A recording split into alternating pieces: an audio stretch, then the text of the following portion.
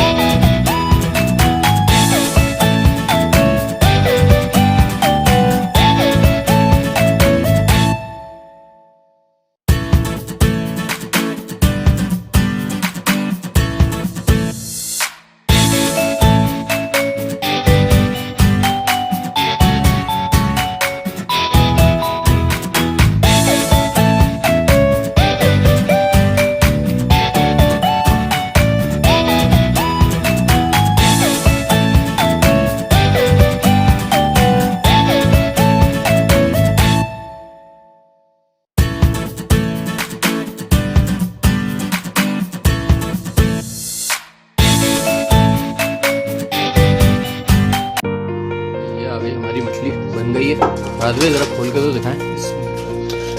ओए होए होए, बहुत आला यार। और इसको खाते हैं फिर बताते हैं कैसी बनी है। अच्छा, इसके साथ जो है यहाँ पे हमारे नॉर्मल रोटी है, चावल की रोटी बनी है, अचार है यहीं का इनका, अब निकल रही है। फिर वाह,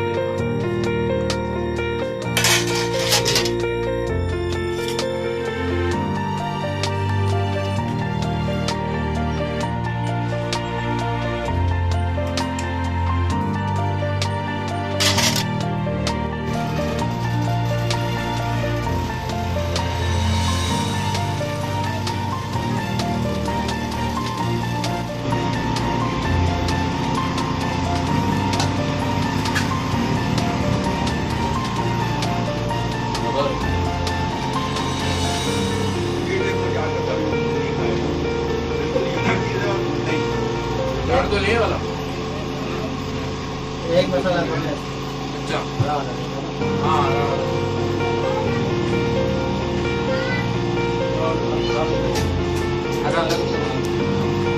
नहीं हो जाएगा, ये नहीं हो